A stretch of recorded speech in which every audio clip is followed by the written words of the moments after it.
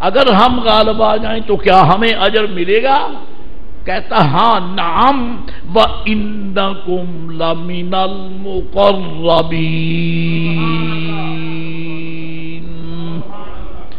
میں تمہیں وزیر بے محکمہ نہیں بناؤں گا. کئی ایسے وزیر ہوتے ہیں، اس گندی سیاست پہ میں بحث نہیں کروں گا، اشارہ ہی ہے. کئی وزیر بے محکمہ بھی ہوتے ہیں. جی اللہ وہ بات کہنے لگا انکم لمن المقربین، تم میری خصوصی کابینہ کے ممبر بن جاؤ گے اگر تم نے موسیٰ کو معاذ اللہ گرا دیا. اندازہ کر لیں بے ایمان کتنا ڈرتا ہے موسیٰ علیہ السلام سے.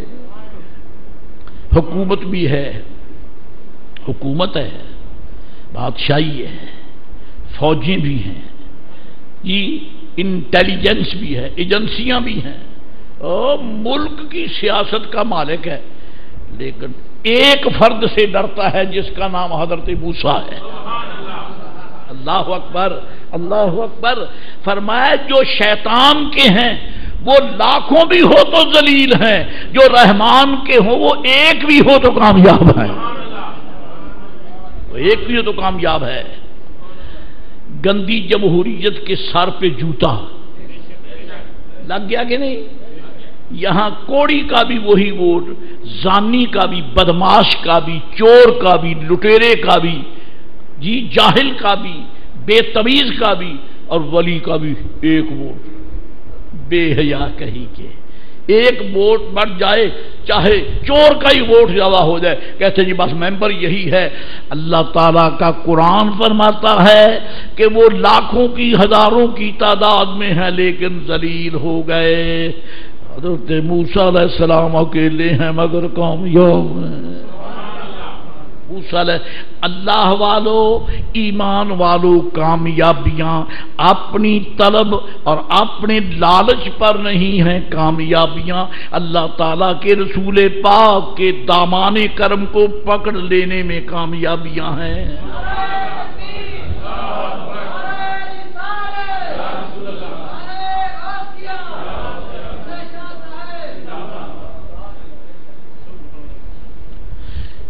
حضرات گرامی، اس کے ساتھ ایک اور حدیثی ملا لوں تو مجھے بیان مسئلہ میں آسانی رہے گی. جن خوش نصیبوں نے مکہ معظمہ میں حج کے میدانوں کی زیارت کی ہے، حج کرنے کے لیے گئے ہیں، حج کے میدانوں میں یہ جو پہاڑ نظر آتے ہیں ان میں سے پہاڑوں کو یہ کہتے ہیں عقبات. عقبہ میں نے گھاٹی، عقبہ میں نے گھاٹی.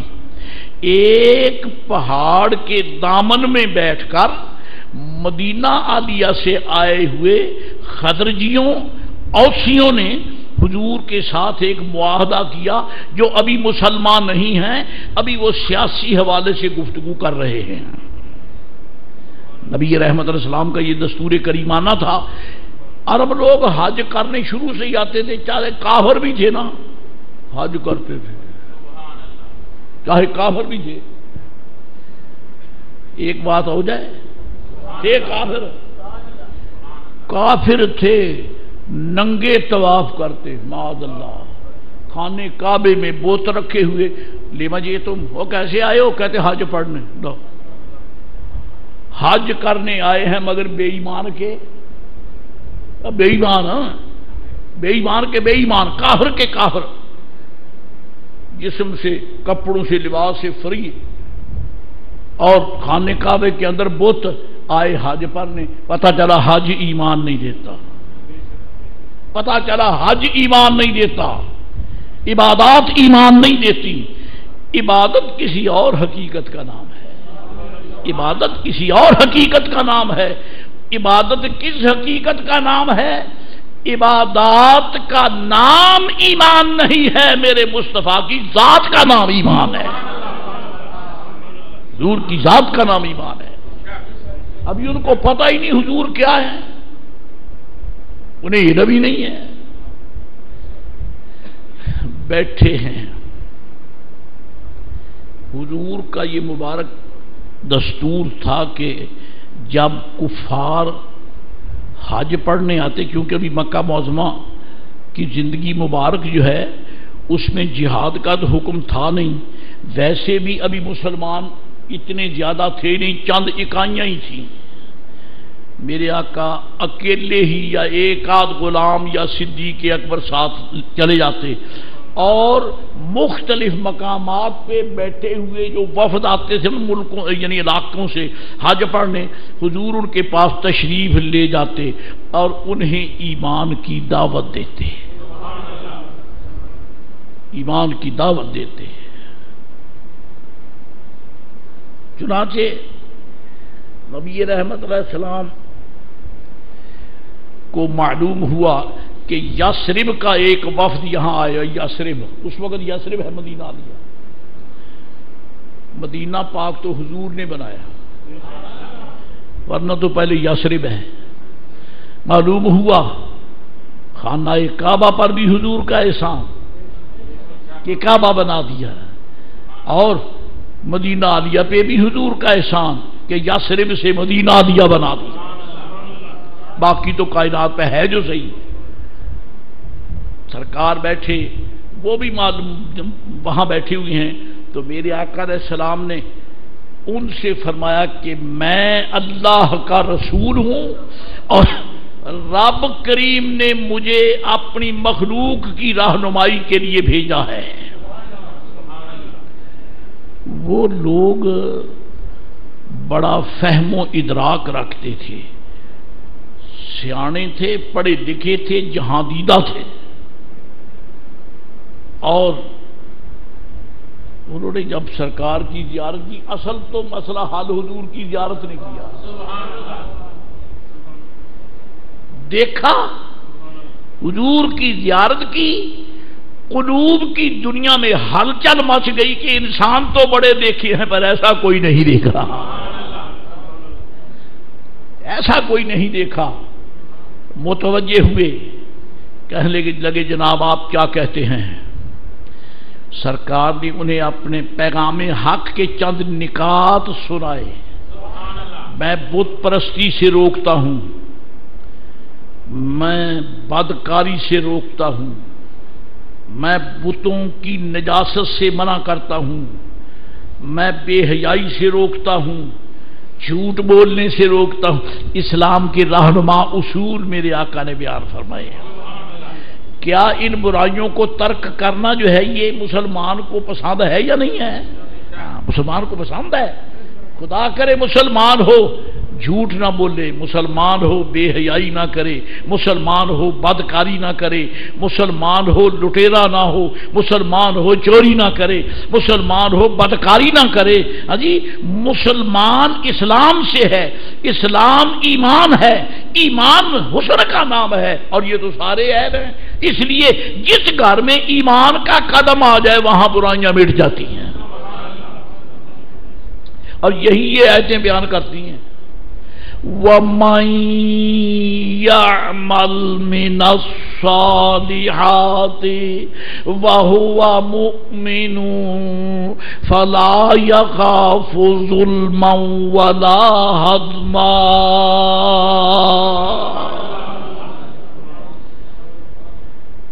بابا جی سر تے کپڑا لے لو، آپ مسیطے بیٹھے ہیں کہ تھی نہیں بیٹھے جو پھر دیرے بیٹھے ہوئے ہیں. حضرات گرامی قدر، کہنا یہ ہے، فرمایا میں ان برائیوں سے روکتا ہوں، ان برائیوں سے. اچھا، اگر بتوں کی پوجا سے آپ روکتے ہیں تو پھر آپ کس کی عبادت کا حکم دیتے ہیں؟ فرمایا جس کا میں رسول بن کے آیا ہوں. کیسا بہترین تعارف ہے، رب ذوالجلال کا کیسا بہترین تعارف ہے.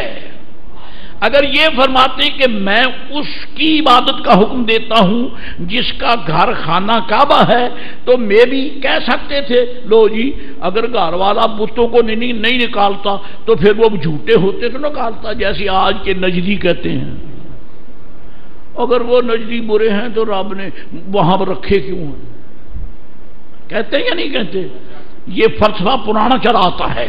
میرے آقا نے یہ نہیں فرمایا کہ اس گھر والا جو ہے مالک وہ میرا رب ہے، بلکہ وہ رب ایک ہے جس کی میں عبادت کا حکم دیتا ہوں، بلکہ فرمایا رب وہ ہے جس نے مجھے رسول بنا کے بھیجا ہے. اور بیت اللہ میں تو بدبختو تم کافروں نے گندگی رکھی ہے بتوں کی. میری ذات کو ذرا دیکھو، کہیں کوئی عیب نظر آتا ہے تمہیں؟ معاشرہ گندا، معاشرہ ناپاک، گلی کوچوں میں بے حیائی. اللہ یعوذ باللہ. میں نہیں بیان کرتا، بیان نہیں کر سکتا، طبیعت ابا کرتی ہے. اس معاشرے میں حیا کہاں جس معاشرے میں بیٹے کے ہاتھوں ماں کی عزت پریشان ہو. بس آگے میں کیا کہوں؟ میں اس کا رسول ہوں اور میں یہ برائیاں مٹانے کے لیے آیا. ایک دوسرے کی طرف دیکھنے لگے، کہنے لگے یار باتیں تو بڑی معیاری ہیں، باتیں بڑی معیاری ہیں، اور ایسا سچ بولنا آج بہت مشکل ہے. آج ایسا سچ کوئی بولتا نہیں، اور یہ اکیلا فرد اتنا بڑا پکا سچ بولتا ہے. کچھ تو ہے جس کی جلوہ سامانیاں ہیں، کچھ تو ہے جس کی جلوہ سامانیاں ہیں. اسی لیے رب کریم ارشاد فرماتا ہے قرآن کریم میں، هو الذی ارسل رسولا، وہ وہی تو ہے جس نے اپنا رسول جلوہ گر کیا ہے. هو الذی بعث فی الامیین رسولا، وہ وہی تو ہے جس نے ان پڑھوں میں شان والا رسول بھیجا ہے.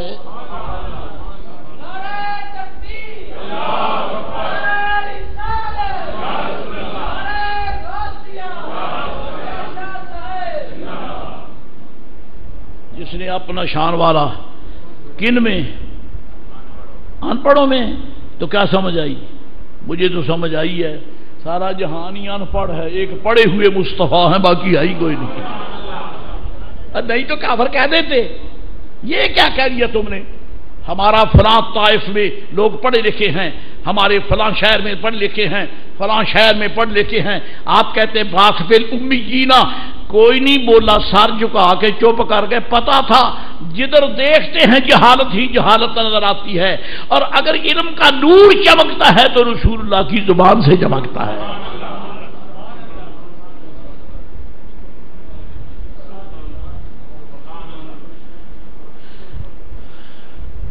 چلتے چلتے بطور دلیل مجھے اب یہ بیان کرنا بھی الحمدللہ میرے لیے آسان ہے. جب نبی پاک علیہ السلام مدینہ لیا تشریف لے گئے ہجرت کر کے، تو مختلف اطراف و اکناف سے کئی لوگ حضور کی بارگاہ میں آتے تھے. وہ کافر سارے نہیں، بعض. اور وہ یہ چاہتے تھے کہ آپ ہمیں مدینہ شریف میں پناہ دے دیں، ہم آپ کے زیر سایہ ایک وقت تک رہیں تاکہ ہمارے دشمن ہمیں پریشان نہ کر سکیں. دشمنیاں ہوتی ہیں آپس میں، قبائل کی دشمنیاں. اور یہ وہ دور ہے کہ صدی سے زیادہ خود مدینہ عالیہ میں دشمنیاں چلتی رہیں، بنو اوس اور خزرج کی. یہ وہی قبائل ہیں جنہوں نے صدیوں تک ایک دوسرے کو قتل کیا، اور جب میرے آقا کا کلمہ پڑھ لیا پھر آسمان کی آنکھ نے دیکھا مدینہ عالیہ کا شہر ہے، اور بنو اوس اور بنو خزرج ایک دوسرے سے معانقہ کر کے بھائی بھائی بڑھ رہے ہیں. اور یہ برکت میرے آقا کے کرم کی تھی. اللہ والوں دل بدلنا بڑا مشکل ہے. ایک آدمی کا دل نہیں بدل سکتا، ایک قوم ایک آدمی کا دل نہیں بدل سکتی۔ میرے آقا کی نگاہ کرم نے کائنات کے دل بدل لیے۔